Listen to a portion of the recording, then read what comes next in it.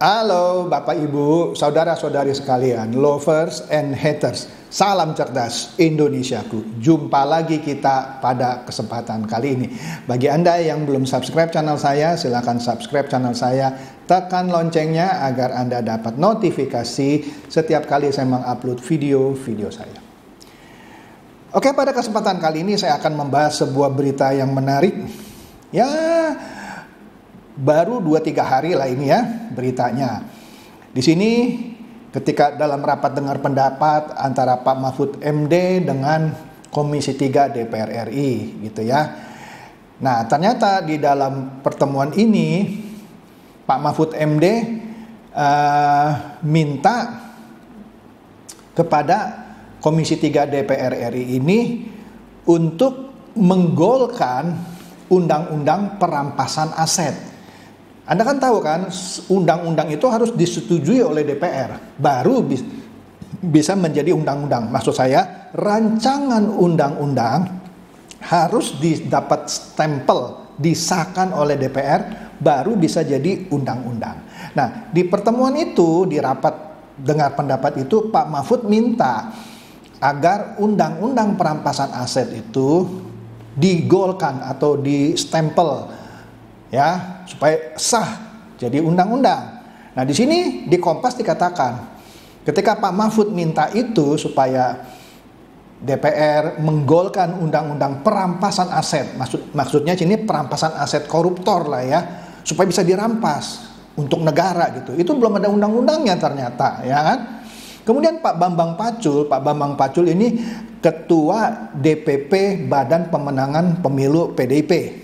Ya, Pak Bambang Pacul nama aslinya sih Bambang Wuryanto, tapi mungkin panggilan akrabnya Bambang Pacul. Saya nggak tahu kenapa disebut Bambang Pacul oleh Pak Mahfud MD. Di sini dia katakan Pak Bambang Pacul bilang mana berani, mesti telepon ibu dulu. Yang nggak disebut sih ibunya siapa gitu ya, tapi Anda bisa kira-kira lah ya siapa ibunya gitu ya. Nah, di sini katanya Pak Bambang Pacul ini terang-terangan mengaku nggak berani mengesahkan rancangan undang-undang perampasan aset dan perancangan undang-undang pembatasan transaksi uang kartal jika tidak diperintah oleh ibu. Nah, ini disampaikan ketika menjawab Menko Polhukam Pak Mahfud MD dalam rapat dengar pendapat yang meminta agar Komisi 3 menggolkan 2 rancangan undang-undang tersebut.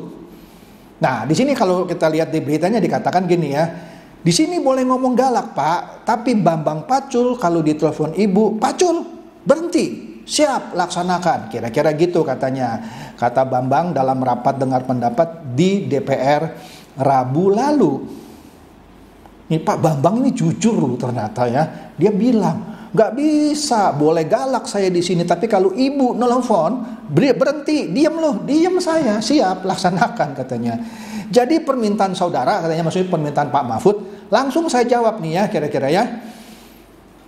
Bambang Pacul akan siap kalau diperintah oleh juragannya dia lah, ya Anda tahu lah siapa ya juragannya. Mana berani Pak kalau dia nggak diperintah sama juragan katanya ya. Dilanjut oleh tawa para anggota Komisi 3 ya yang hadir dalam rapat itu juga katanya. Ini menarik ya, menarik. Nanti kita lihat videonya. Makanya jangan di-skip ini ya. Nah, kemudian katanya lagi, politisi PD Perjuangan itu tak menjelaskan sosok ibu yang dimaksud.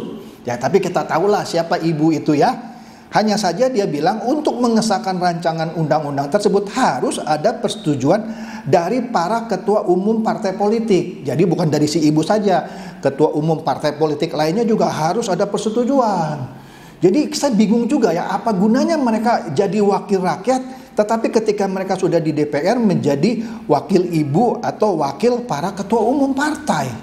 Kan bingung ya, buat apa kita pilih mereka menjadi anggota DPR kalau dia tidak mewakili kita, tapi mewakili para ketua umumnya. Astaga, baru saya tahu loh ya. Nah, kemudian dikatakan sini. Nih kata Pak Bambang Pacul. Nanti kita lihat videonya. Loh, saya terang-terangan ini, maksudnya dia jujur gitu ya. Mungkin RUU perampasan aset bisa disahkan, Tapi harus bicara dengan para ketua partai dulu. Kalau di sini nggak bisa Pak, katanya. Memang, kata Bambang, pengesahan RUU perampasan aset masih dimungkinkan.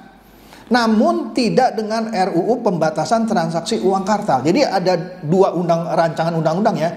Yang satu rancangan undang-undang perampasan aset para koruptor, yang satu lagi rancangan undang-undang pembatasan transaksi uang kartal. Jadi uang kertas itu dibatasi transaksinya. Ya, nanti deh kita lihat ya.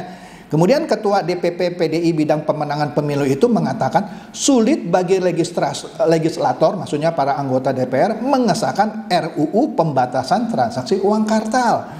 Karena ada kekhawatiran tak terpilih lagi pada pemilu selanjutnya. Jadi mereka khawatir kalau mereka sahkan mereka nggak kepilih lagi. Kenapa nggak kepilih lagi? Ya mungkin ketua partainya nggak taruh dia lagi sebagai calon legislatif. Miris ya.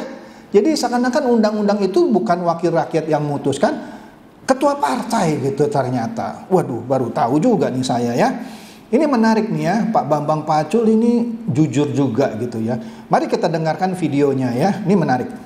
Sulit memberantas korupsi itu. Tolong melalui Pak Bambang Pacul, Pak, tolong Pak, undang-undang perampasan aset tolong didukung Pak.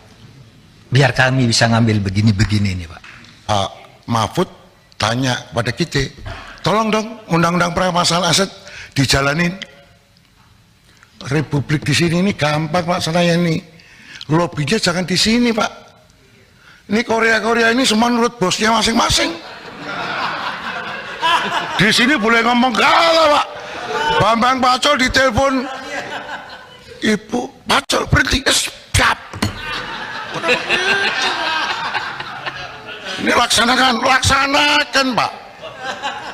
Jadi dua presiden pernah nanya sama saya, pembatasan uang kartal sama ini RUU ini yang mana ya Pak Presiden? Kalau pembatasan uang kartal pasti DPR nangis semua. Kenapa? Masa dia bagi duit harus pakai e-wallet Pak? E-walletnya cuma 20 juta lagi, nggak bisa Pak. Nanti mereka nggak jadi lagi. Oh iya. Loh, saya terang-terangan ini gitu loh. Mungkin perampasan aset bisa, tapi harus bicara dengan para ketum partai dulu. Kalau di sini nggak bisa. Teori saya. Jadi permintaan jenengan langsung saya jawab, Bambang Pacul siap kalau diperintah. Mana perintah berani Pak? Sama toh? Ayo, itu kira-kira Pak. Asik ya Pak Bambang Pacul, dia jujur banget gitu ya. Dia bilang kalau undang-undang perampasan aset mungkin bisa, tapi kalau rancangan undang-undang pembatasan uang kartal sulit itu, karena nanti para anggota DPR susah tuh kalau bagi-bagi duit. Kalau pakai e-wallet kan cuma 20 juta batasnya. Terang-terangan dia ngomongnya. Jadi kalau rancangan undang-undang pembatasan uang kartal itu dilakukan, sulit bagi mereka bagi-bagi uang gitu ya. Karena kalau pakai e-wallet cuma 20 juta. Astaga, jujur banget Pak Bambang Pacul. Saya suka sama Anda ya. Oke, lanjut nih beritanya bilang apa lagi nih ya. Dia bilangnya, nah ini beritanya sama seperti video. Kalau RUU pembatasan uang kartal pasti DPR nangis semua katanya. Kenapa? Masa bagi duit harus pakai e-wallet katanya ya. E-wallet kan cuma 20 juta. Nggak bisa Pak gitu ya, nanti mereka nggak jadi lagi anggota DPR dan anggotanya pada tertawa katanya ya. Kemudian Pak Bambang ini sikapnya sama dengan anggota DPR lain. Seluruh legislator kata dia tunduk ke bos masing-masing. Makanya saya bilang tadi, ini Dewan Perwakilan Rakyat apa Dewan Perwakilan Ketua Umum? Kan lucu ya. Lobby jangan di sini Pak, ini semua nurut bosnya masing-masing katanya ya. Sebelumnya Pak, dalam rapat yang sama Menko Polhukam meminta supaya DPR segera mengesahkan ada dua tadi, RUU perampasan aset dan RUU pembatasan transaksi uang kartal ya. Nah menurut Pak Mahfud dua RUU ini krusial untuk mencegah praktek korupsi. Lah berarti kalau para ketuanya tidak mau ini jadi undang-undang, berarti korupsi ya terus saja jalan gitu ya. Astaga. Jadi di sini disebutkan juga permohonan Pak Mahfud MD melalui Pak Bambang Pacul, tolong didukung Pak supaya yang begini-begini bisa kita ambil, maksudnya bisa kita comot gitu ya. Dan juga yang tadi diminta RUU pembatasan uang kartal ya. Pemerintah sudah mengajukan RUU perampasan aset untuk diproses DPR sejak tahun 2020. Sekarang udah 2023, sudah 3 tahun ya. Namun tiba-tiba dikeluarkan, sehingga dengan kata lain RUU itu nggak mau diproses, astaga. Dari program legislasi nasional dikeluarkan tiba-tiba ketika hendak dimasukkan ke dalam daftar prioritas. Jadi dengan kata lain DPR tidak menganggap penting pemberantasan korupsi, ya dong, kalau saya nggak salah tafsirkan. Anda juga bisa menafsirkan kan berita ini, padahal isinya sudah disetujui oleh DPR yang dulu katanya. Pemerintah lalu memperbaiki yang dulu lalu disepakati. Iya, masa padahal aduh.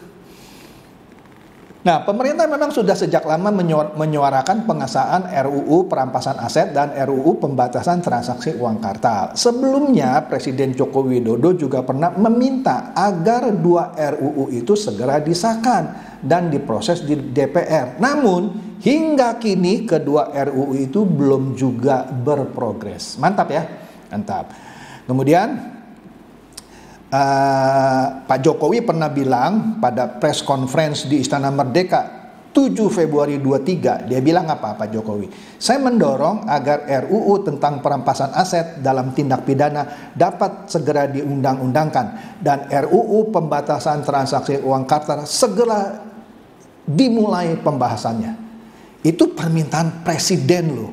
Ya, dalam konferensi persnya di Istana Merdeka 7 Februari 2023. Tapi ya sudah kandas di DPR. Jadi Anda bisa nilai sendiri ya. Oke deh, semoga ini mencerdaskan dan mencerahkan Anda semua. Silakan share video saya ini supaya teman-teman Anda, sahabat atau kerabat boleh tambah cerdas dan tercerahkan. Seperti biasa, terima kasih.